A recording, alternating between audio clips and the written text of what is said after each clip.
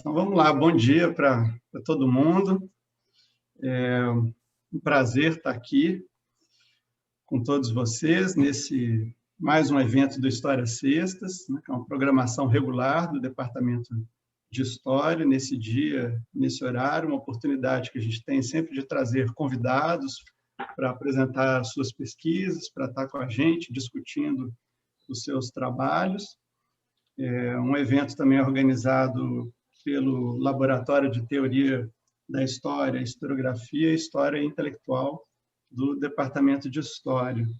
E hoje a gente está aqui com uma convidada, é um enorme prazer ter com a gente a Luciana Vilas Boas, que a gente agradece por ter aceitado o convite de estar aqui compartilhando a sua pesquisa e estar com a gente pelo Zoom nessa manhã.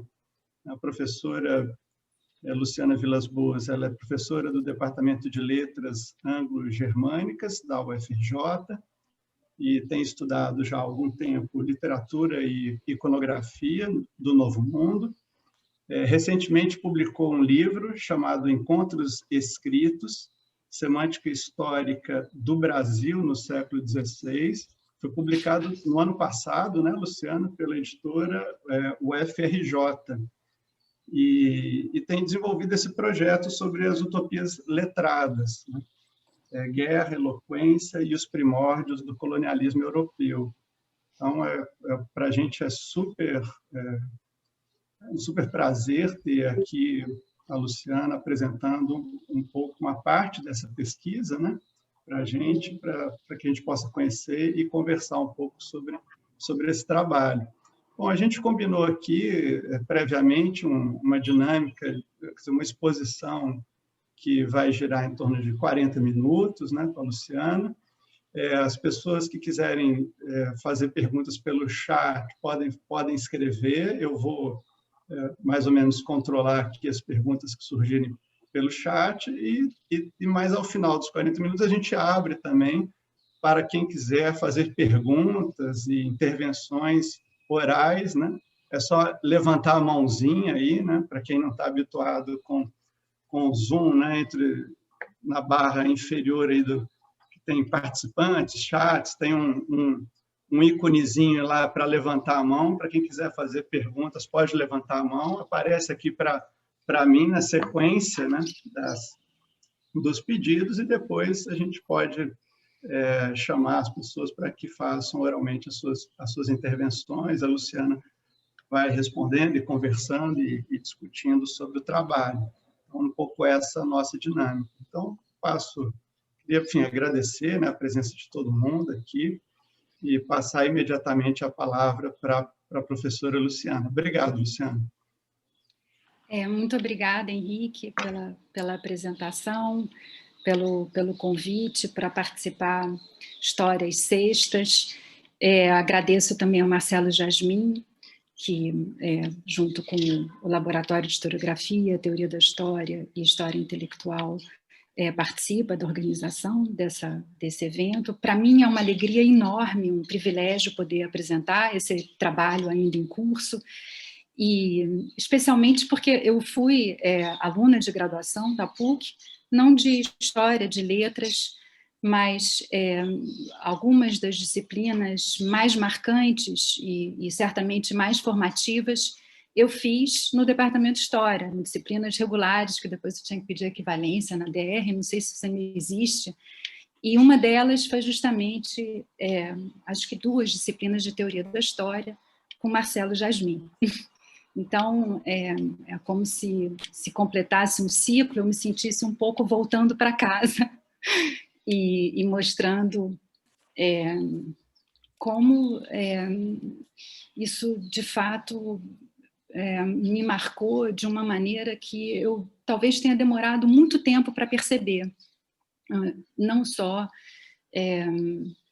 no meu trabalho, na minha pesquisa, mas em escolhas, né, que eu nem percebia que tinham sido de alguma maneira plantadas há muito tempo atrás, no final dos anos 80.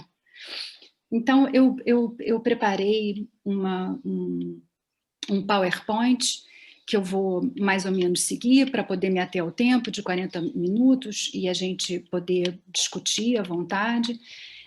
Antes eu queria só traçar rapidamente o contexto do que eu vou falar, não é como o Henrique já introduziu, parte de um projeto mais amplo sobre utopias letradas.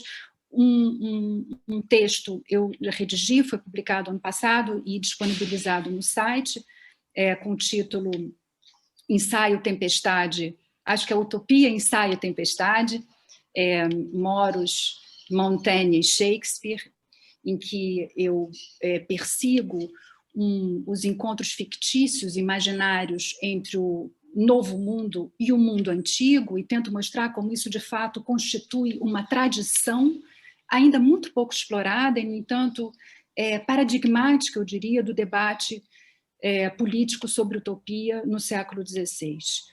E já nesse primeiro trabalho, né, primeira tentativa de alinhavar o que eu estava observando, eu extrapolo aquilo que tradicionalmente se considera o gênero literário da utopia e mostro como que uma reflexão propriamente utópica se dá através de gêneros distintos. No centro do meu interesse, assim, se eu tivesse que resumir, eu diria que está, por um lado, tentar recuperar especificidades da utopia no início da era moderna, portanto, em contradistinção, não é, as utopias a partir do século XVIII, utopias ucronias, temporalizadas, e, por outro lado, também ressaltar a modernidade desse pensamento político. E, assim, do ponto de vista da minha abordagem, é sempre essencial partir das edições originais, da forma material, da primeira encarnação dos respectivos textos. Portanto, o livrinho do Tomás Moros, que é um acontecimento tipográfico, né, na cultura humanista, no primeiro momento, e que me serve de ponto de partida. É um modelo, primeiro, para esse debate que vai se articular.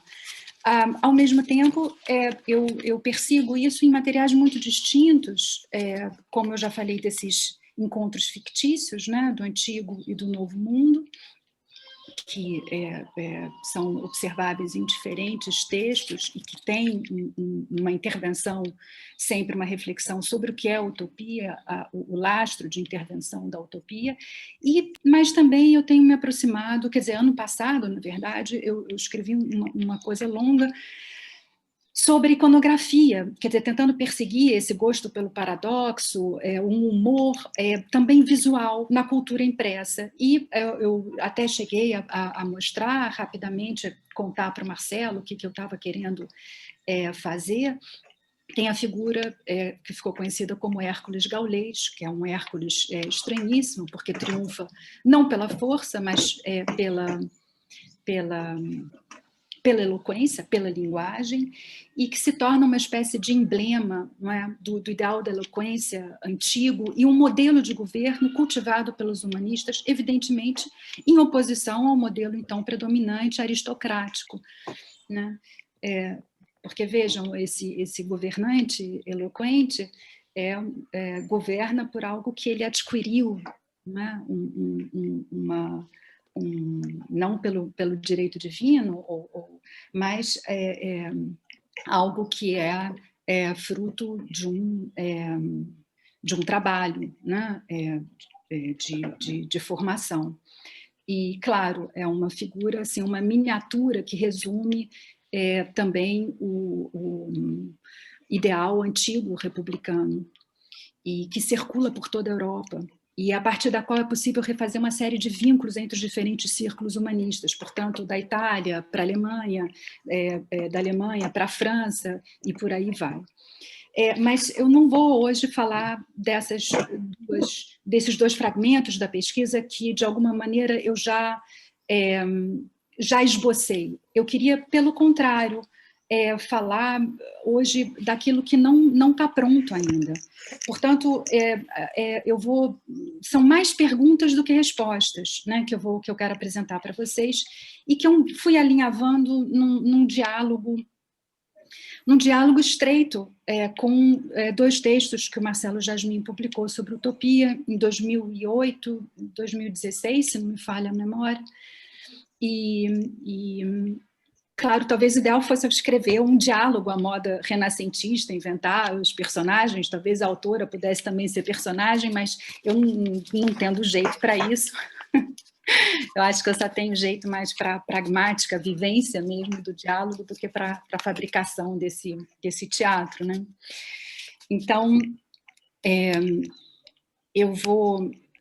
eu preparei essa apresentação, esse PowerPoint, e tem, assim, 3 perguntas que eu vou seguir. Primeiro, eu quero deslocar, pensar o gênero literário, essa peça-chave do imaginário político moderno, a partir do livro, né, da forma material do livro, primeira edição da Utopia, em 1516. E em segundo lugar, eu quero ressaltar, tentar trazer à tona o status da ficção. E, num terceiro momento, buscar relacionar esses 2 pontos, não é? Em que medida o status da ficção e a ficção utópica nascer abrigada na forma do diálogo, em que medida isso revela para a gente algo do sentido específico da utopia no início da Era Moderna. Então, eu agora tenho que voltar a compartilhar a tela, share, e vocês, não sei se vocês agora já veem o PowerPoint. Vemos sim, está bem legal. Tá legal? Ótimo. O que vocês, agora eu estou mostrando para vocês é a folha de rosto da primeiríssima edição da Utopia, do Moros, graças ao amigo dele, Erasmo de Roterdã, sai em Lovaina, e com o título que enfim, eu fiz uma tradução um pouco improvisada, que seria livro pequeno e verdadeiro, a gente poderia dizer livrinho, né? Por isso que eu tenho mania de falar, de me referir ao livro como um livrinho, mas para manter o paralelismo sintático, eu deixei livro pequeno e verdadeiro, tão salutar quanto divertido, sobre a melhor constituição de uma república ou das repúblicas e sobre a nova ilha da utopia. Ora, importa aqui a gente prestar muita atenção, eu diria, a palavra a melhor constituição, que no original é status, né? A gente poderia também traduzir como o melhor estado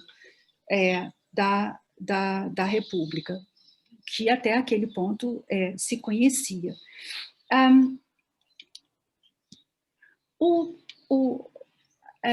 A palavra utopia, como muitos sabem, não é um neologismo criado a partir do grego, tem um prefixo, um advérbio, que é não, nenhum, então, e topos, lugar, então é lugar nenhum, não lugar, com a terminação latina, né, utopia, e por alusão também fonética, e que é retomada em brincadeiras posteriores, em cartas do Moros, também alude a sei lá como traduzir, lugar feliz. Ora, o leitor que tivesse com o livrinho, já em virtude do título, estaria confrontado com uma brincadeira. Ele saberia de imediato o caráter paradoxal daquele livro, né? É quase que uma bandeirazinha que está inscrita na folha de rosto. Por quê? Porque é o problema lógico de como fazer afirmações sobre o que não existe, sobre um não lugar. E ao fazer afirmações sobre um não lugar, evidentemente, esse não lugar adquire positividade, não é? Esse caráter do livro, que é amparado por uma cultura em que se cultiva literalmente o paradoxo, tem até um trabalho que eu gosto muito, que se chama é oportuno até para o que a gente está vivendo, se chama epidemia de paradoxos, né? Paradoxia epidêmica, de uma pesquisadora norte-americana. E isso aparece, isso impregna toda a linguagem do livro. Então, a linguagem é eivada de trocadilhos. O tom é um tom sério, jocoso, que para nós, por mais que a gente tente recuperar o que é isso, eu acho difícil. A gente perdeu isso completamente. Não completamente, mas dessa maneira como era comum naquele momento. Então, só para dar uns exemplos para vocês, por exemplo, o Perito Moro em Utopia, que é um navegante filósofo português, claro, o nome quer dizer, literalmente, perito em bagatelas, em nonsense. E, no entanto, o prenome Rafael, do hebraico, mensageiro de Deus. Esse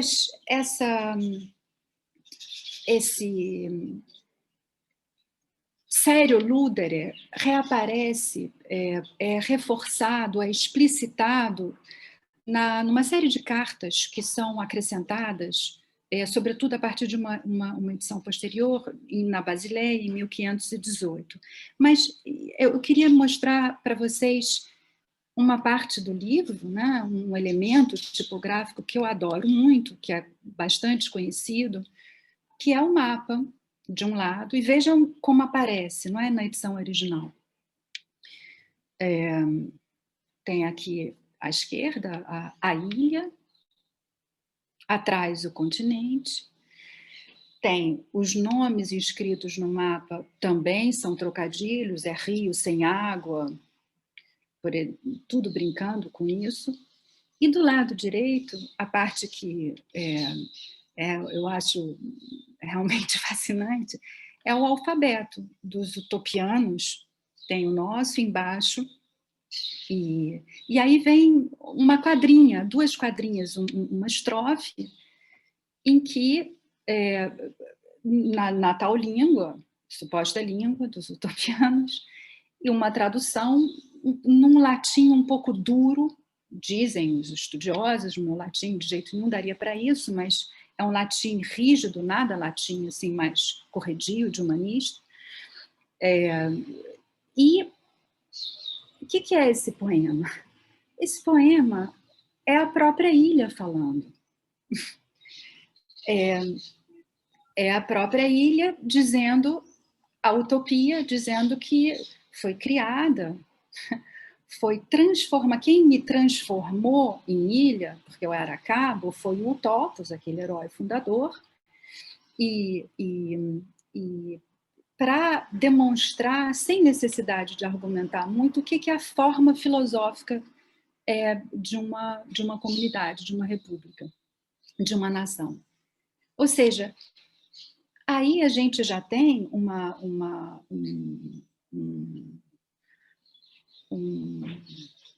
claramente, né, assim, de uma maneira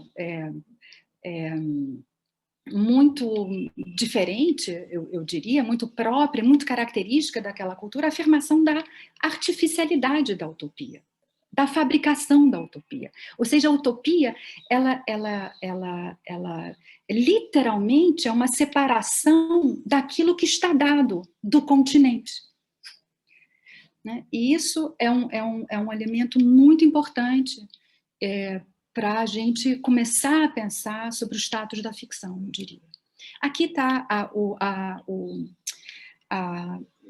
eu não tenho certeza se é a folha de rosto, mas não é. É o mapa, já na terceira edição, a segunda sai em Paris, é um frisson, há várias edições até o final da segunda década, todas em latim, eu acho que a primeira em alemão em 24, mas não importa, nessa já é, de certa maneira, um pouco menos sofisticada do que aquela outra que a gente viu, porque tem um reforço quase que didático. O que a gente vê? A gente vê abaixo, vocês não sei se conseguem enxergar, o Itlodeu, à extrema esquerda, apontando para o não lugar, para o lugar nenhum, que também é todo um sofisticado jogo do uso da cartografia e de um gesto que é deítico para apontar para um lugar que é um não lugar, e do lado, a gente depois sabe, é o Thomas Moros, à direita, provavelmente o Peter Gil, e esse elemento, não é, assim, de letrados à frente, conversando sobre a utopia, é, de fato, uma antecipação da estrutura do livro, que é partido em dois. São 2 livros, a utopia, na verdade. Eu vou tentar ser breve e selecionar alguns aspectos mais relevantes disso. O primeiro livro aparece o Moros, aparece esse amigo dele, que é um personagem também histórico, né? E aparece essa figura claramente inventada, que é o Wittloodeu, Rafael Wittloodeu, o filósofo navegante, e eles travam um diálogo intenso sobre a utopia, sobre a aplicabilidade da utopia, sobre a possibilidade de intervenção. Ambos vão mobilizar tradições intelectuais distintas, né? O Wittloodeu, o Moros fala, é mais, inclusive até sabe mais grego do que latim, né? Um momento em que o auto-humanismo estava o ápice do florescimento da tradição helenista, com importantíssimas tradições sendo feitas, então isso o eleva, de certa maneira, e o Moros tem toda uma grande tradição interpretativa, vai tomar mais um partido romano, insistindo na possibilidade de o Wittloodeu, sendo tão conhecedor da melhor das repúblicas, intervir no velho mundo, né? O Wittloodeu se recusa completamente, dizendo que isso implicaria a corrupção dele mesmo.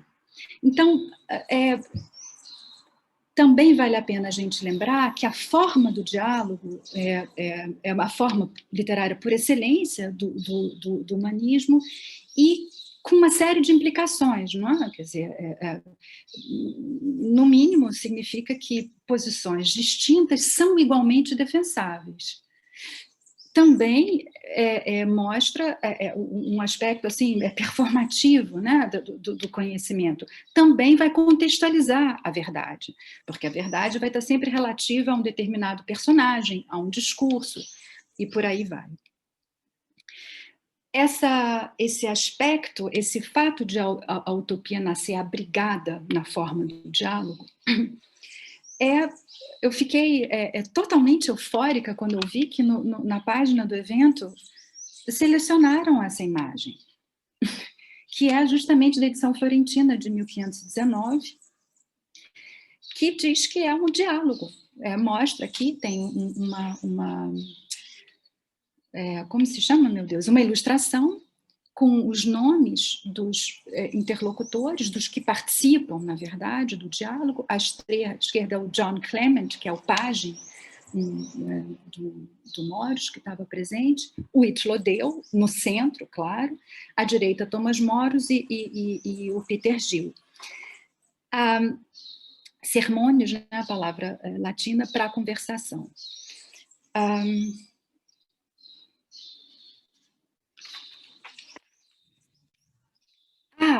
Isso. Eu justamente preparando, estudando para a fala de hoje, eu fiz uma pequena descoberta que vale a pena eu continuar a investigar, que é o seguinte: essa edição da Utopia, portanto a 4ª ou 5ª edição, que sai em Florença, não é? Em latim também, é feita por um grande impressor, que também, vejam vocês que interessante, não é o mais famoso de todos, o Aldo Manúcio, que publicou todos os gregos, Aristóteles, Tucídides, Heródoto, e cujos livros, cujo catálogo é a biblioteca do Itlodeu, é a biblioteca que o Itlodeu leva à Utopia. Estranhamente, quem publica a Utopia em Florença é o adversário, o rival do Manúcio, um cara chamado Giunti, que era especializado em latinos, não em gregos, e em autores do vernáculo, simplesmente Petrarca, Dante e Maquiavel. Enfim, eu não sei o que fazer com isso, eu só estou contando porque foi ontem que eu cheguei a essas informações graças a um artigo de um pesquisador jovem, e como em algum momento eu vou traçar relações com o Maquiavel, eu achei isso fascinante e ampliou muito, né, um pouco o que eu sabia de um circuito italiano utópico. Aqui eu até estou... um parágrafo que eu escrevi num outro trabalho, que eu tento pensar a publicação da utopia, porque a despeito de o diálogo ficar, claro, indefinido em relação ao uso, à aplicabilidade, à factibilidade da utopia, muito pelo contrário, o diálogo é atravessado também por contradições e hesitações de ambas as partes. A despeito disso, eu diria que o próprio fato de o Moros publicar a utopia é uma resposta do Moros à convicção do Itlodeu de que não há lugar para os filósofos na corte. Então, eu vou até ler o que eu mesmo escrevi aqui. Ou seja, levado pelo círculo de humanistas ao meio impresso, o novo mundo dos utopienses deixa de depender dos favores de príncipes e, uma vez fixadas em livro, as suas verdades são postas a serviço da república literária. Poderíamos, então, dizer que Moros, não sei porque eu escrevi Moro aqui, concedeu a Itlodeu um lugar fixo, mas portátil, no qual o novo mundo se alia à tradição antiga, e os letrados do velho mundo se vinculam ao novo mundo através da reflexão pela cultura impressa sobre a natureza do melhor governo. Então, de certa forma, eu estou dizendo que a ficção utópica se realiza na forma de livro, e circula solto pela Europa. Para pensar, né, o que isso significa, o meio, a tecnologia impressa e a reflexão política.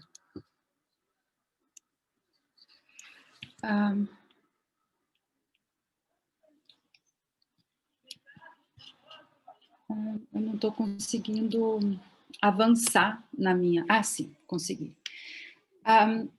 Agora eu queria passar a uma segunda parte da minha exposição e tentar brevemente assim, pincelar algumas especificidades da utopia do início da Era Moderna. Claramente, né, em comparação, em oposição às assim chamadas ucronias do século XVIII em diante. Tem uma nuance que eu acho importante, que é a utopia, ou não lugar no lugar nenhum, não é uma ficção do que deveria ser, mas do que poderia ser. E a ficção não se disfarça, é uma ficcionalidade totalmente descarada. Não se trata de um modelo de uma organização política realizável, factível no futuro, né? Mas da ficção do possível, do imaginável. Então, para retomar até o que eu mostrei no mapa e naquele poema enunciado pela própria ilha, dizendo que ela foi artificialmente criada, né? Que ela começa a existir a partir de uma ruptura com a natureza, com o continente, com o que está dado, merece sempre a nossa consideração. Ao mesmo tempo, claro, tem todo um jogo, né? Se o sentido específico da utopia não é uma antecipação normativa ou moral do curso da história,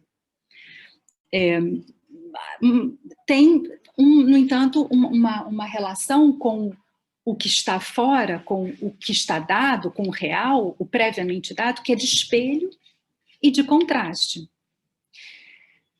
Portanto, tem uma função especular, tem aí várias alusões, desde o mapa, desde a forma, uma série de semelhanças com a Inglaterra, muito exploradas na tradição, na fortuna crítica.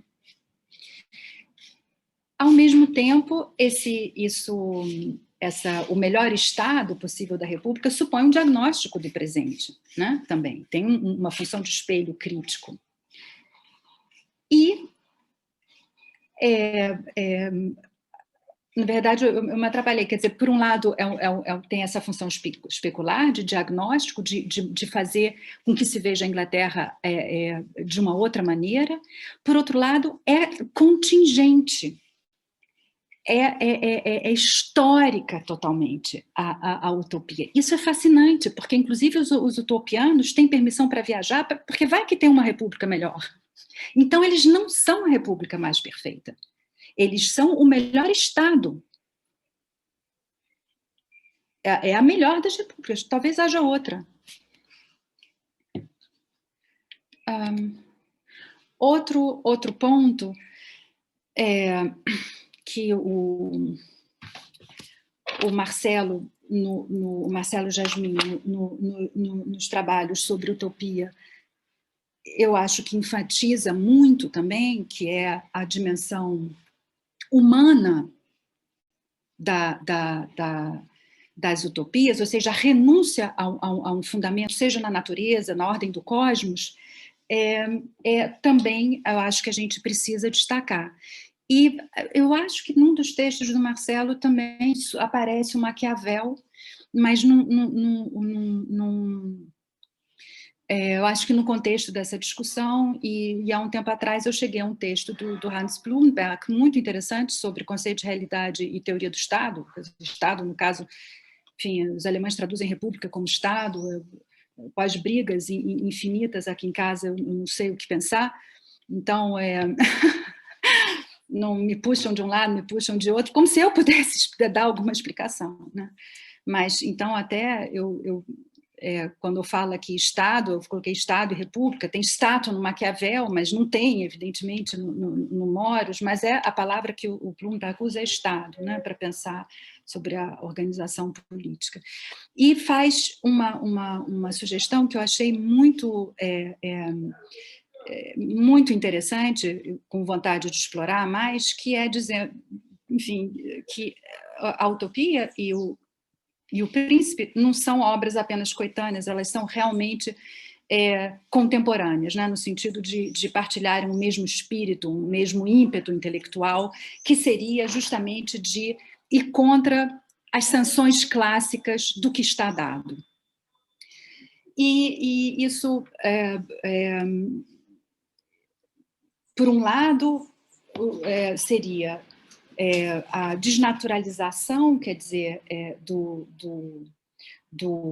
da República, do Estado, da organização política, que deixa de ter fundamento na natureza, não é determinada pela ordem do cosmos, tampouco.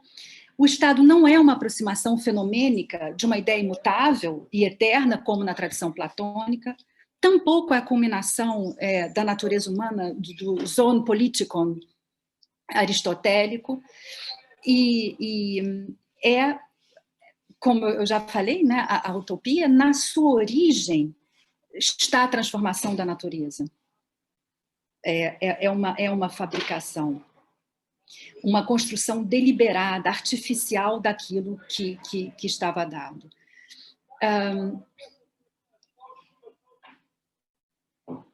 E, nesse sentido, seria possível tentar uma aproximação entre essas duas obras, não é? No sentido de romperem com um fundamento natural na reflexão política. O outro seria a secularização, não é? Ambas as obras estariam escritas num contexto em que a ideia de que a reforma do Estado, a reforma da Igreja são tarefas humanas, ganha corpo. Tem um ensaio que eu não conhecia, eu só descobri no ano passado, muito bonito, do Norbert Elias, em que ele enfatiza exatamente esse espírito, né, de a reforma da política, da religião, serem tarefas intramundanas, suscetíveis a processos demiúrgicos. Ora, na utopia, os utopianos conseguem desenvolver essa organização política tão extraordinária graças a um encontro com antigos, que teria ocorrido há 1.200 anos, com romanos e egípcios, e teriam sido capazes, isso é dito explicitamente no primeiro livro, capazes de aprender com eles tudo que fosse útil para essa organização social e política. Então, é um exemplo maior da eficácia do estudo dos antigos, dos Studia Humanorum, né? Voltados para o bem comum. Eu diria que é um elemento de claro otimismo do Moros em relação à eficácia do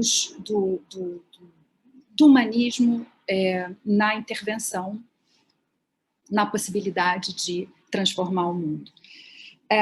E, claro, no Maquiavel, o Estado é uma fabricação, um artefato, uma arte, não é? Que, portanto, se pode aprender, não a expressão de alguma coisa transcendental previamente dada. Eu fiz aqui uma tradução de um parágrafo desse texto do Bloomberg, que é um pouco uma miniatura, né, do que ele faz no ensaio, que eu achei interessante, talvez deu um contexto, né, assim, do argumento melhor, nessa bem estilo Bloomberg, né, aquela assim, parece, você lê o texto, parece que você está subindo uma ladeira muito íngreme, que tem um momento que você não sabe muito bem, e é rápido, né, que você chega ao topo. Bom, então eu vou ler aqui. Neste início do pensamento político-filosófico sobre o Estado, mas é controverso, porque, enfim, já expliquei, a realidade sempre é compreendida numa relação de contraste. O que ganha o status de realidade é aquilo que se pode defender da acusação de irrealidade. E daí, esquema assim, bem Blumenbergiano, platonismo, isto é, a ideia como instância contra aquilo que é apenas fenômeno. Maquiavelismo, isto é, o fenômeno como instância contra o que é apenas ideia. E agora, o que importa ainda mais, né, no nosso contexto, utopia queria dizer a ficção da possibilidade como instância contra o que é apenas um fato contingente e, portanto, aquém da sua superação racional. É um pouco o que está formulado aqui, né, dessa maneira tão condensada, que eu também estou tentando perseguir. E eu acho que eu estou esgotando o meu tempo, né? Daqui a pouquinho eu vou ter falado 40 minutos. Então, eu vou tentar fazer uma amarração final, voltando às questões iniciais, que eu tentei esquematizar.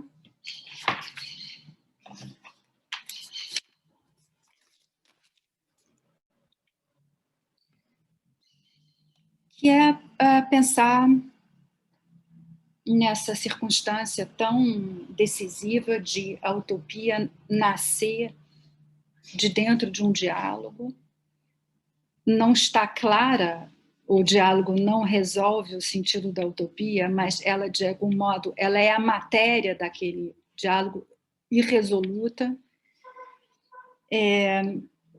Seria preciso, talvez, falar mais da forma diálogo. Tem alguns trabalhos mais ou menos recentes que é muito interessante, mas eu acho que o ponto para mim, que eu não sei o quão claramente eu consegui explicar, é de que maneira a ficcionalidade, a renúncia à factibilidade, ou talvez essa formulação seja forçada, talvez seja mais o questionamento da factibilidade, da aplicabilidade, no moros, diferentemente de uns humanistas alemães que nem ousam pensar em factibilidade, esses renunciam mesmo, eu não tenho dúvida. Mas no caso do Moros eu acho que não. E do meu favorito, eu sempre estou voltando a ele, que é o Montaigne, eu diria que seria, de fato, o importante na reflexão tópica seria a reflexão sobre o questionamento da factibilidade. Então, o Montaigne, naquele texto dele sobre a vaidade, do último livro, se refere, não fala do Moros, só fala dos antigos, dos gregos, como sempre, mas diz que são ridículas, ineptas, mas talvez pudessem aplicar-se a um novo mundo. E ele brinca com isso nos 2 ensaios sobre o novo mundo. Depois talvez eu possa falar um pouco disso na discussão. De qualquer forma, o Montaigne claramente vai afirmar a utopia, não como ideal normativo, o dever ser, mas enfaticamente como uma ficção de uma possibilidade, o que poderia ser. Por quê? Porque ela vai para ficar onde? Para ficar no âmbito das altercações próprias apenas ao exercício do nosso espírito. Mais importante de tudo é a palavra altercação aqui, né, para mim, porque retoma e reforça esse ponto de a utopia ser talhada intrinsecamente para o debate. Seria preciso, nesse caminho que eu tomei, refletir mais e comparar a forma do diálogo com a forma do ensaio. Porque, na forma do diálogo, o autor, enquanto autor, não pode ser refletido no diálogo, porque se ele participa do diálogo, ele já vira um personagem. E essa é uma diferença estrutural em relação aos ensaios, porque nos ensaios, o autor e sujeito do conhecimento é a matéria dos ensaios, que vai articular um sujeito altamente complexo, que né, em movimento, e cujo eu também, a gente pode dizer, se transforma num projeto utópico, né? O eu original, o eu matricial, que é tanto buscado e, no entanto, inatingível, né? Seja por causa dos costumes, seja por causa da linguagem, da memória cultural. De qualquer forma, diferentemente do diálogo, o sujeito, né, integra o projeto dos próprios ensaios. Eu queria, numa amarração assim, um pouco súbita, retomar uma coisa que um ponto dos textos do Marcelo que me chamou muita atenção, eu fiquei pendurada, que é de uma certa censura, um certo veto à utopia, que o Marcelo chamou de supressão, depressão do ficcional. E que por conta disso, quer dizer, se perde isso, a gente fica refém, né, do status quo do continente, antes da utopia se despregar do continente, a gente fica subordinado ao que está dado. E daí eu queria um pouco puxar esse fio para o que eu estava tentando falar sobre o enlace entre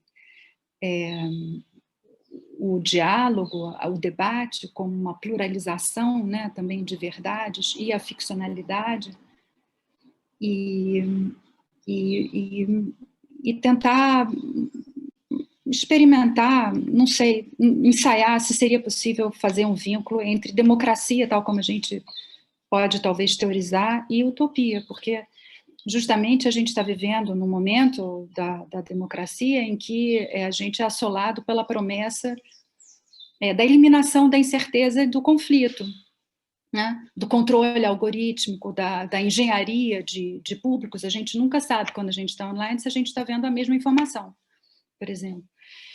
E se não seria interessante recuperar a utopia nesse seu primeiro sentido específico, mas altamente moderno, que é de pensar, imaginar futuros, não como um dever ser ou algo que vai ser resgatado necessariamente, apocalipticamente, mas, pelo contrário, um futuro como um espaço aberto e incerto.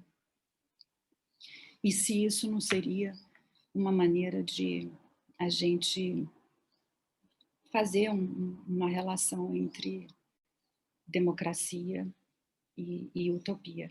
Eu acho que é isso. Eu acho que eu passei até um pouquinho, mais 45 minutos.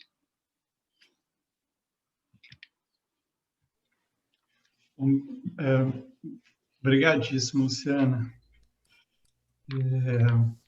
Eu não sei, será que você quer deixar o compartilhamento ou abre para a tela, para as pessoas abrirem a tela? Desculpe, não, eu vou tirar. Não, claro, quero ver todo mundo. Tá. Deus me livre. Bom, o PowerPoint. Chega. Obrigado. A gente conversou, né, um pouco pelo WhatsApp aí quarta-feira para preparar hoje.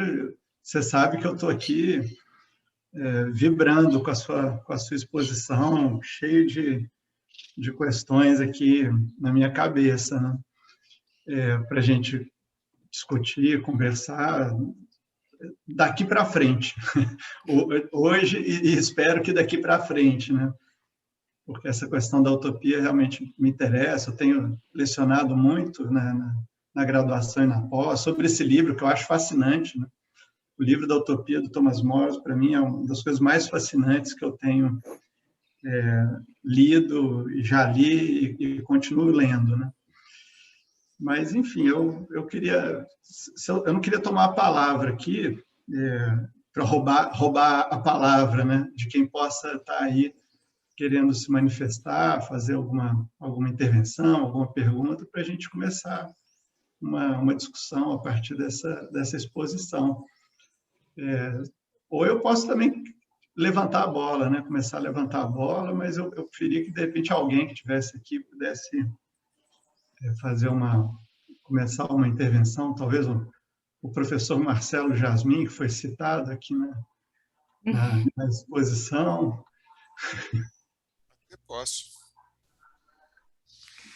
Até posso, então.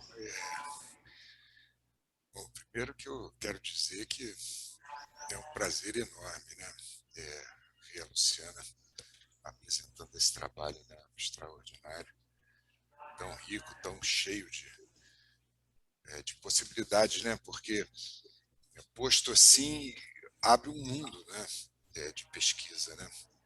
Cada slide desse tem 2 ou 3 pesquisas possíveis, né? Então, fico muito feliz e muito feliz também desse diálogo de tantos anos, né?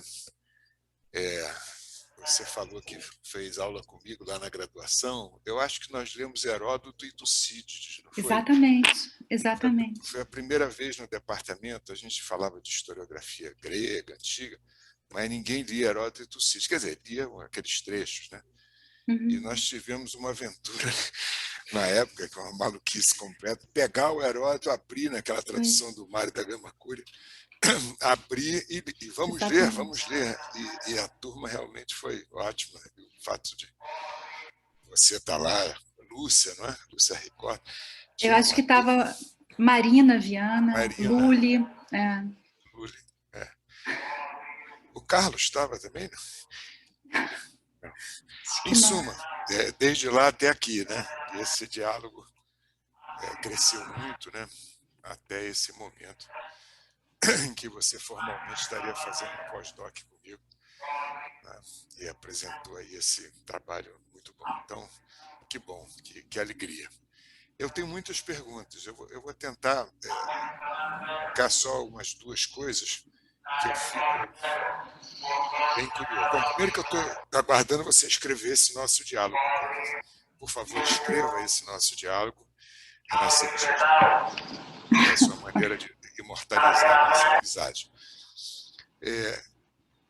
Mas eu fico sempre pensando nessa questão da ficção da possibilidade, tá? Porque as possibilidades são infinitas, tá?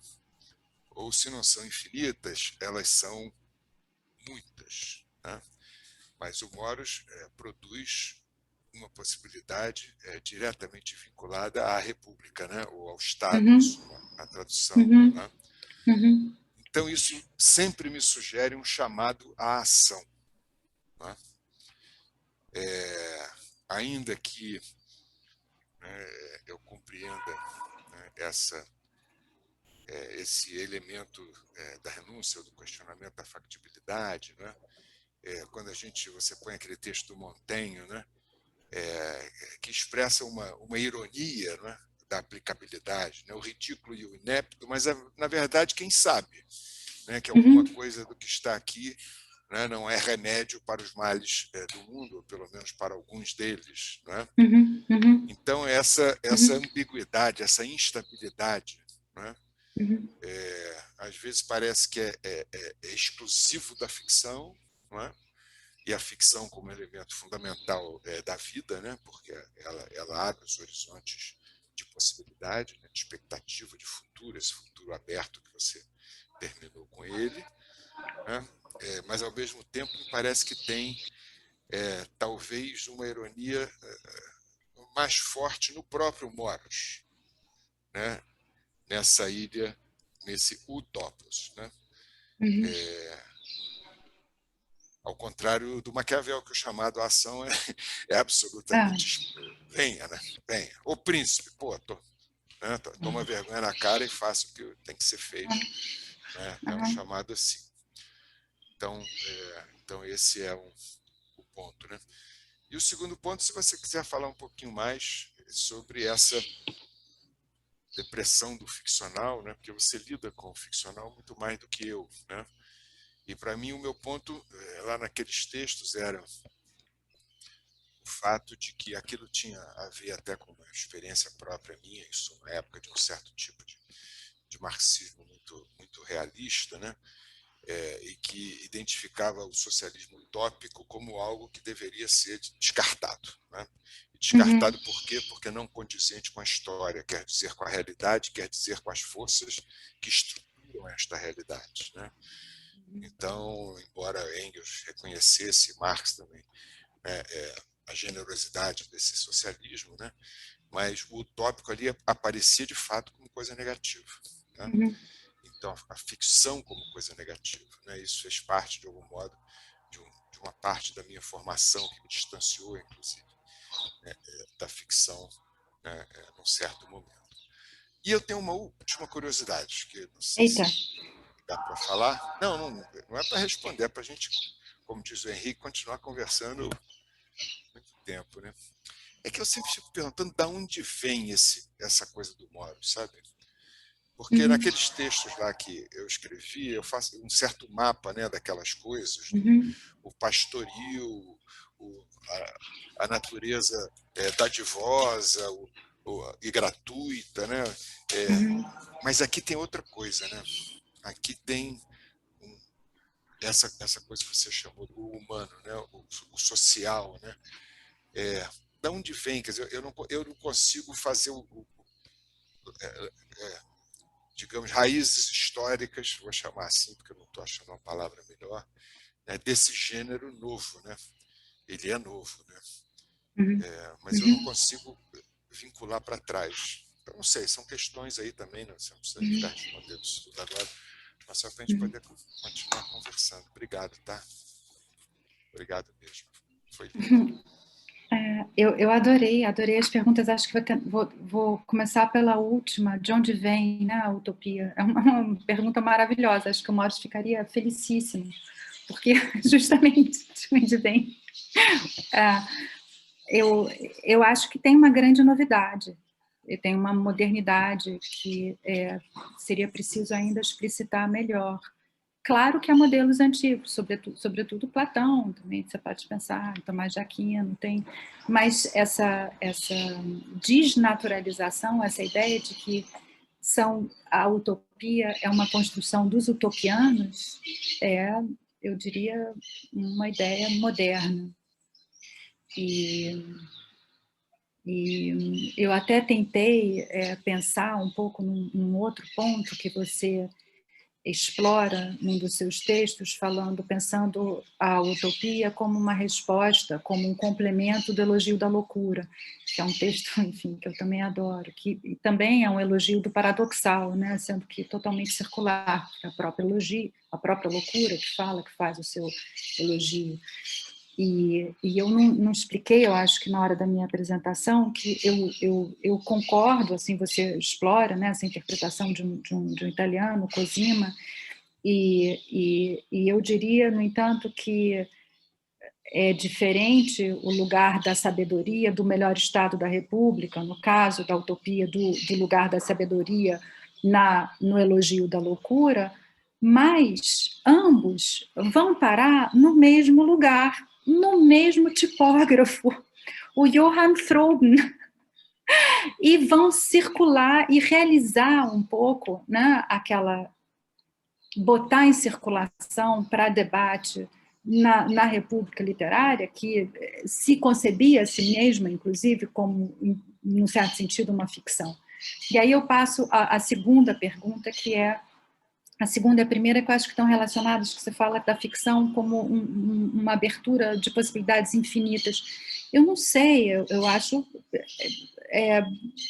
mais o que você acrescentou, que no caso da República, tem uma forma ali, que é a da República. Tem, eu diria, um conjunto comum de valores que regula a ficção, né? Que seria talvez um centro regulatório. Então, a ficção também, por exemplo, na forma do diálogo, tem restrições muito distintas do que a ficção é capaz de produzir na forma do ensaio. Eu fico um pouco chateada quando alguns colegas de literatura só pensam no sentido negativo da norma, do conjunto de normas que compõem um gênero. Porque você pode pensar a norma num sentido todo outro, como justamente a abertura de um espaço de ação. A norma tem essa função também. A norma produtiva, né? Claro. E, então, eu prefiro explorar a constituição formal de gêneros dessa perspectiva, né? Quais são as possibilidades inscritas nessa forma específica. E com relação à negatividade da ficção, o lugar da ficção na vida, eu tenho tentado estudar isso de diferentes maneiras. Na verdade, eu passei um período do afastamento fazendo um outro projeto completamente diferente, um pouco salvacional, terapêutico, que um livrinho sobre o Bolsonaro, um livrinho sobre os símbolos, a maquinaria simbólica, a fenomenação do Bolsonaro, né? Das imagens, ele de chinelos no Palácio da Alvorada, os eleitores que levaram armas à cabine, né? E depois os que... eleitores do Haddad que responderam com livros em procissão às urnas, e em que a urna, quer dizer, a dimensão imaginária da democracia, da ordem política, do ordenamento, se evidenciou. Né? Porque se você entrar numa cabine eleitoral com uma pistola e digitar o seu voto no cano, é uma declaração da sua posição em relação à democracia. Isso evidencia, não é, que a democracia, essa dimensão imaginária, simbólica, condiciona a existência da democracia. E aí eu fui um pouco, não sei o quanto que isso foi bem sucedido, mas pensando, por exemplo, a urna. O que é a urna? Né? Ponto de entrada e saída da soberania popular. Ela é o que ela não é, quer dizer, ela não é o rei, ela não é o soberano, ela pressupõe a emancipação da transcendência. Ela não, você pode, quando ganhar a eleição, rezar, agradecer a Deus, ou como Bolsonaro sempre diz, Deus me pôs aqui, só Deus vai me tirar, mas a urna eletrônica não vai fazer isso, quer dizer, não sei o que vai acontecer com ela agora. Mas então, um pouco pensar essa dimensão do imaginário, do ficcional, como intrínsecas mesmo à política, né? O que é Estado sem ficção, sem a gente ter uma visibilização do que vem a ser. Agora, o veto à ficção, a negatividade da ficção, é uma marca também, uma tônica das teorias da democracia, eu vim aprender. É a torcida do Flamengo que fala, por exemplo, vontade geral. Isso não existe, vontade geral é uma ficção. É do Weber a todo mundo. E eu, enfim, tendo também sido aluna da PUC, passado pelas mãos do Costa Lima, tomo um pulo na cadeira, evidentemente. O que é isso? Isso é interessantíssimo, porque é evidentemente que a vontade geral é uma ficção, mas é uma ficção regulada pela Constituição, por uma série de coisas. E ela é vital, eu diria, porque você não vai governar em nome da maioria, você vai governar, tem aí todo um entorno, né, regulatório, que é propriamente republicano, fixado, inclusive, juridicamente, né, institucionalmente. Enfim, é um pouco nessa direção que eu estou também tentando juntar esses estudos dos primórdios, né, da utopia com o presente, estão sempre muito ligados, né? Isso eu aprendi cedo aí com vocês, mas que também o passado às vezes promete uma emancipação do horizonte do contemporâneo. É meio por aí. Obrigado, Luciana, nós temos 2 mãos levantadas, eu acho que a gente poderia fazer um bloco com 2 intervenções, o que você acha? Ou você prefere cada uma? Eu estou pensando em juntar 2 e você responde depois num bloco, só para a gente organizar o tempo também, para dar mais tempo para outras manifestações. Então, em primeiro, tem o João Duarte, depois Ana Temporão. Eu acho que vocês 2 poderiam, enfim, primeiro o João, depois a Ana, seguindo a sequência aqui. E aí passa a palavra para a Luciana, para ela responder. João, por favor. Legal. Boa noite. Muito legal a sua fala. Não sei bem se é uma pergunta propriamente, mas você mencionou agora o Montaigne no final, né? Eu acho que ele aparece no artigo também. Enfim, eu não li o artigo, mas, na verdade, eu queria que você falasse um pouco mais sobre o Montaigne, o lugar dele nesse pensamento utópico, né? Você mencionou ele rapidamente no final e citou o ensaio da vaidade, né? Mas eu fiquei pensando, enfim, mais obviamente, né, nos canibais, né? Que termina justamente com um diálogo, né?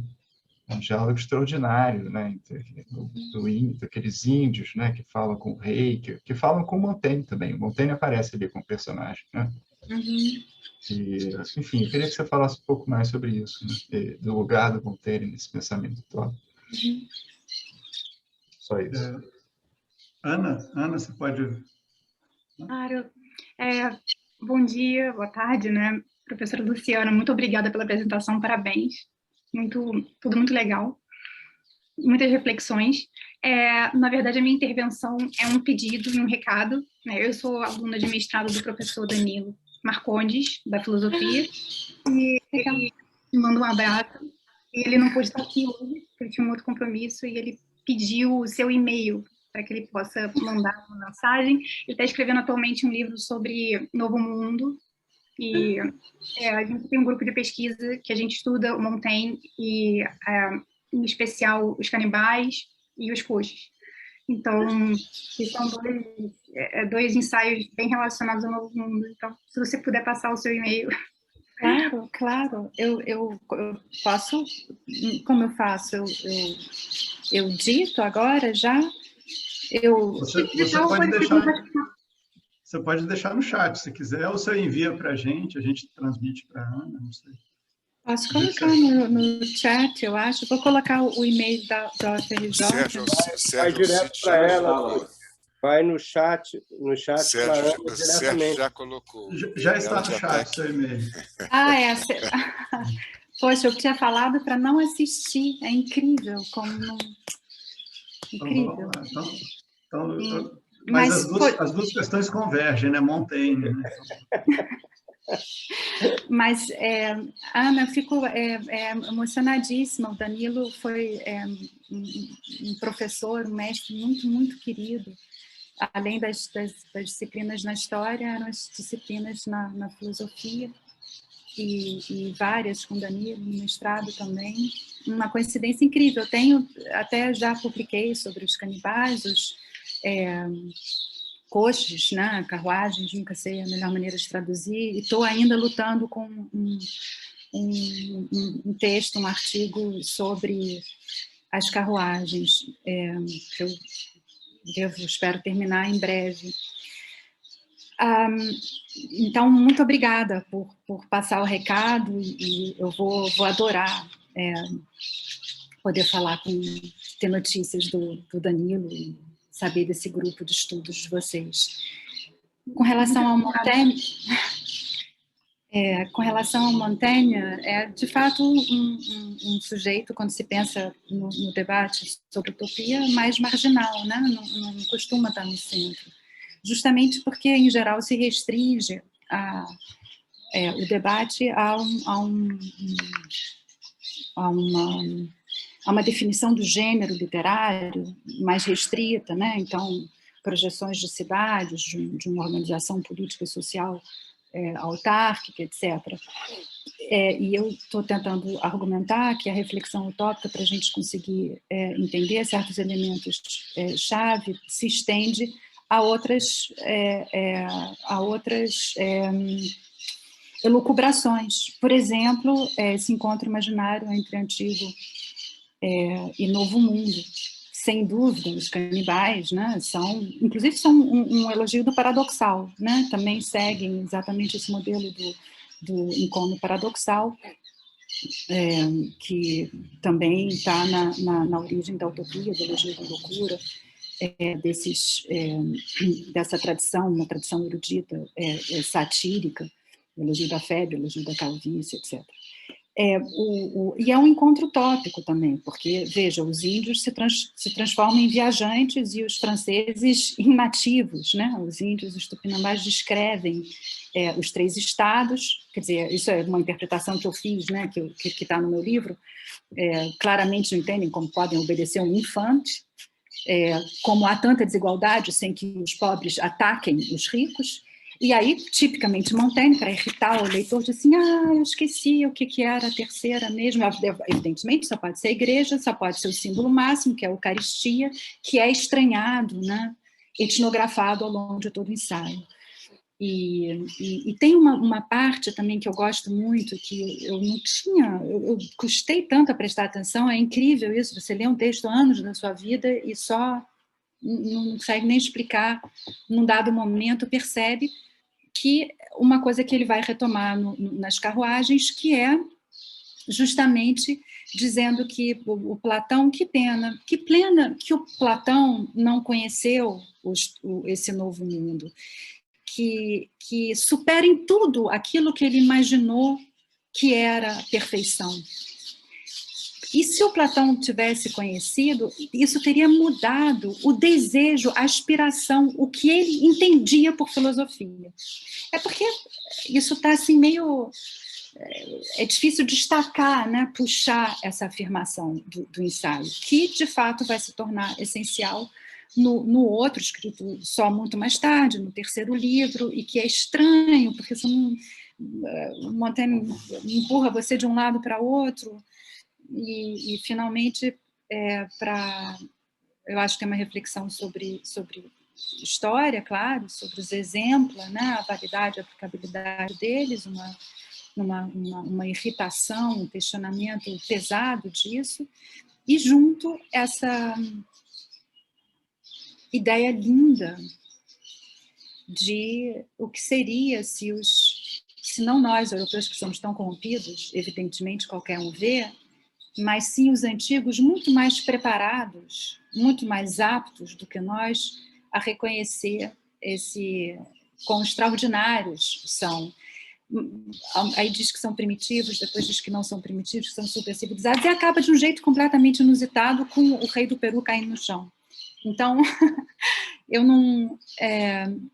eu acho que uma das funções desse encontro utópico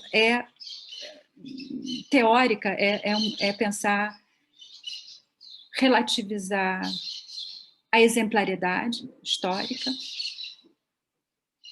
e eu acho que também é uma crítica veemente, embora cética, né, ao colonialismo. Eu acho que está a serviço disso. Mas, assim, respondendo muito, já estou um pouco também com... Não sei se tão clara. Não sei se respondi um pouquinho, João. Depois a gente fala mais do Montaigne. O Montaigne realmente despertou também o interesse da Joélia aqui, que deixou uma questão no chat, mas converge com o que a Luciana acabou de falar, né? Ela estava querendo pensar essa relação da utopia com a ideia do bom selvagem, né? Mas ela especifica até na relação, no caso da tribo Tupinambá, com a ideia da tolerância, né? Ou seja, um conjunto de questões que surgem aí na quebra da noção do europeu como detentor de uma verdade, né? Então, enfim, a Joélia também converge com essa preocupação do João, né? Da articulação desse Montaigne e Thomas More, com esse imaginário do selvagem e dos canibais, né? Acho, Joélia, que a resposta da Luciana ao João já, de uma certa maneira, toca na sua questão, né? Bom, eu não sei se... A Joélia agora abriu. Você gostaria de acrescentar alguma coisa, Joélia? Não, era basicamente isso, dessa outra utopia, que seria essa utopia entre os homens também, né? De como Montaigne se coloca nessa crítica a exatamente isso que você acabou de falar para o João, do colonialismo, né? E do eurocentrismo, que é um ponto. Enfim, o João acabou resolvendo. Obrigada. Parabéns. Bom, eu vou abusar, então, já que ninguém levantou a mão, né? Eu estava querendo não falar, enfim, deixar para o público, mas também já estamos encaminhando aí, talvez, para o final, né? A gente tem um teto aí de 12h30, 12h40, né? Um pouco nesse momento Zoom, a gente tem tentado pensar essas atividades em torno de 1h30, 1h40, senão começa a ficar muito cansativo, né? Mas enfim, eu queria, então, ser bastante objetivo em duas questões, que eu tenho várias, né? Mas, como eu já falei, eu espero que a gente continue conversando, né? Porque eu tenho, enfim, é um campo de interesse aí comum, né? Mas tem duas questões que eu queria levantar a bola para um começo de conversa, que são questões que me interessam e que eu acho que a gente pode ter um desdobramento interessante. Uma com relação a voltar um pouco à questão da ficcionalidade, né? Essa relação da utopia com o ficcional, aí é uma questão minha, né, que eu tenho investigado e que eu queria ver de você, né, como é que você tem pensado isso. Pensar o Thomas More um pouco numa certa tradição, de uma certa maneira, ainda que ele reinvente essa tradição, que é a tradição luciânica, do Luciano de Samosata, tá, né? Pensando que enfim, ele e o Erasmo eram leitores, tradutores do Luciano, né? Então, um pouco, eu fico me perguntando se eles não estariam um pouco bebendo, né, num gesto do Luciano, que é, por exemplo, da mistura de gêneros, né? Esse autor que inventou um diálogo filosófico satírico, por exemplo, aquilo que se apresentava como separado, e ele, de uma certa maneira, constrói aproximações e reinvenções a partir da mistura de gêneros. E a utopia é uma grande mistura, é um diálogo filosófico, uma narrativa de viagem, né, intercalada com cartas, com iconografia, com alfabetos, né? Então, a minha primeira pergunta é se você já tem pensado nisso, né, nessa tradição luciânica, nesse diálogo do Thomas More com o Luciano e com as formas do pseudos, né, pensando a ideia do pseudos, né, como também uma das fontes de uma reflexão sobre o estatuto da ficção, do fictio e o pseudos, né? Então, estou levantando uma bola aqui, que é algo que me interessa há muito tempo investigar, né? E a segunda questão, que me pareceu bastante interessante, aí realmente eu acho incrível, e para te ouvir mais, né, espero que você escreva bastante sobre isso, que é essa relação com Maquiavel, né? Eu te ouvindo, né, me pareceu muito interessante, aí sou eu reagindo, eu queria ver o que você pensa disso que eu vou te dizer. Mas existe uma recepção muito forte da utopia, a qual eu não esposo essa recepção, que é a articulação do Thomas More com a tradição platônica da República do Platão, né, do desenho de sociedades ideais. Né?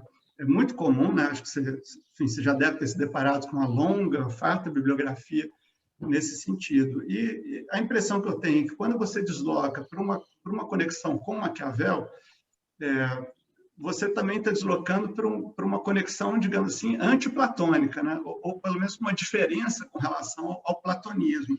Ao inscrever essa discussão, por exemplo, sobre o Estado ou sobre a sociedade ideal, não no quadro da natureza, mas num outro quadro, né? Não é mais o da natureza, né? Não é uma essência que perdura para além das contingências históricas, né? Então, acho que tem um deslocamento aí bastante interessante, bastante potente, diante da qual me parece que você está se inscrevendo criticamente numa certa tradição de recepção e de leitura das utopias. Né? Você estaria se deslocando dessa inscrição da utopia no campo de um platonismo, né? e entrando num outro registro, né? Que me parece mais interessante, e que aponta para a modernidade e até para a contemporaneidade, como você acabou no final da sua exposição, né? Nessa articulação entre política e utopia, podendo abrir para um campo da contingência, da indeterminação e até mesmo uma articulação entre utopia e democracia. Enfim, estou levantando a bola aqui de duas questões que me chamaram bastante atenção. Não sei se tem uma resposta, não sei se você concorda, discorda com o que eu estou falando, mas eu gostaria de que a gente começasse uma conversa que pudesse caminhar entre esses dois polos, eu ficaria muito feliz. Obrigada, adorei, perguntas maravilhosas. Agora, a segunda, eu acho que você já respondeu melhor do que eu. Então, é isso mesmo, não acho que seja platônico, de jeito nenhum, acho que até basta a gente lembrar do alfabeto e do mapa, né? O poema utopiano, a língua utopiana, dizendo: eu sou fabricada, eu fui fabricada pelo topos, né? Sou uma separação artificial daquilo que já estava dado. Em outras passagens, né, que os utopianos lograram aquela melhor das repúblicas porque foram capazes de aprender com os antigos o que os europeus jamais foram e nem serão, e por aí vai. Então, é isso mesmo. Com relação ao Luciano, que eu adoro muito, o meu xará, ele... sabe que é o único antigo que os utopianos já conheciam. Eles já sabiam quem era. Então, o Eclodeu leva um monte de outros gregos, mas eles... É mais uma das brincadeiras luciânicas, né, óbvias da utopia. Sem dúvida. O que eu aprendi, graças a hoje, a edição florentina da Utopia de 1519, né, é publicada junto com a tradução do Moros, do Luciano, e justamente aquele texto sobre tiranicídio. Então, se você quiser me ajudar a pesquisar essa história, eu fiquei fascinada. E o editor, que era o concorrente do Aldo Manúcio, que publicava os romanos e os grandes autores no vernáculo, incluindo Maquiavel. Quer dizer, tem aí um contexto concreto para a gente repensar até o que a gente já sabe, não é, sobre esses círculos luciânicos desses humanistas. E eu tenho, de novo, revisitado o Luciano porque o tal Hércules Gaulês, que é essa figura improvável de um Hércules com uma portentosa língua, prendendo, né, constituindo o seu público, a sua politeia, a origem é luciânica, é um texto do Luciano, fascinante, porque também uma reflexão sobre colonialismo, né, ele já velho, teria ido à França e viu um retrato estranhíssimo e tentando falar com os nativos, não conseguiu entender, quando o nativo responde a ele em perfeito grego, dizendo, nós aqui não adoramos o nosso Hércules, não é como o de vocês, não, o nosso Hércules é prudente, é eloquente, é uma outra brincadeira. Então, esse é o texto base, não é, para esse desenho, enfim, que eu persegui em ilustrações, na cultura impressa, e que tem na Itália, tem depois, claro, na França vai ter uma outra fortuna, um pouco diferente, os humanistas franceses têm um surto de otimismo, que obviamente fracassa. Já os alemães, enfim, também, com aquele Maximiliano, sabem que não há hipótese, não é? Então, eles usam essa figura realmente como um insider joke. A gente sabe que isso é o melhor, a gente sabe que existe uma coisa que é a república, uma forma de organização política totalmente diferente do que a gente vive, e provavelmente a nossa condição seria melhor e tudo mais, porque a gente que ensinaria, né, o governante a ter essas habilidades, mas esquece, não tem a menor possibilidade disso. E aí, inclusive, foi difícil eu entender, porque o humor, né, as inversões, as ironias na imagem. Então, são os Hércules, umas imagens todas desencontradas, a língua não prende o público pelas orelhas, mas pela cintura, ele está segurando armas, apontando tudo na direção errada, enfim. Um certo pandemônio, que depois, noutra ocasião, eu posso te mostrar a minha coleção de Hércules e línguas hercúleas e ideais de eloquência. Mas, então, a resposta é sim. Eu acho impossível, né? Você tropeça no Luciano o tempo todo. Obrigado. A gente tem uma questão no chat, eu acho que a gente poderia encerrar, então, com essa questão, né? Eu vou ler para quem não estiver lendo aí no chat. Tá? Olá, Luciana, bom dia, gostei muito de sua apresentação. As últimas perguntas sobre Montaigne me fizeram pensar que uma outra história proposta por Márcio no como se deve escrever a história do Brasil, em que ele pontua que, além da história da colonização, as cosmogonias indígenas deveriam ser inclusas na história do Brasil, coisa que, diz Márcio, ele não saberia fazer. Há utopia aí? Eita, eu acho que Marcos Vilela, que escreveu, deve ter poderes sobrenaturais, porque a minha dissertação de mestrado foi sobre o Matos, a noção de língua e história no Matos. Então, esse é um texto que há muito tempo não leio, mas que eu trabalhei bem. Nunca me passou pela cabeça a dimensão utópica desse texto. Eu não saberia responder, Marcos, com toda franqueza. Eu pensei como esse texto integrou, eu não, né?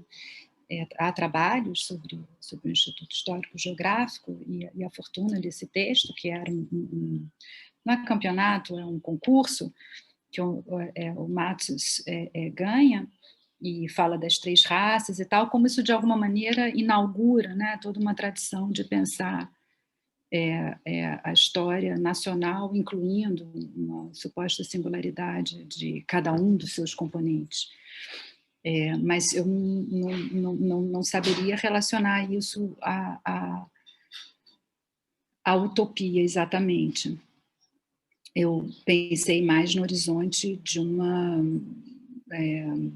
da fabricação da nação, né? De um imaginário nacional. E eu vi que tem o Felipe Medeiros que perguntou sobre o Rabelais. O Rabelais vai entrar, Felipe, na minha discussão, mas ainda não. Os telemitas, a brincadeira que o Rabelais faz com a utopia está no meu horizonte. Quando eu chegar, eu vou pedir sua ajuda. Bom, desculpa, Felipe, eu realmente passou batida a sua questão aqui no chat. Eu acho que a gente poderia, então, encerrar, agradecer demais a incrível apresentação da Luciana, e espero que seja a primeira de mais presença, né, de uma presença maior, e que você possa voltar aqui, tá, Luciana, em outras circunstâncias, de preferência presencialmente, todos vacinados, quem sabe num futuro breve, né? Então, obrigado, agradecer a todo mundo.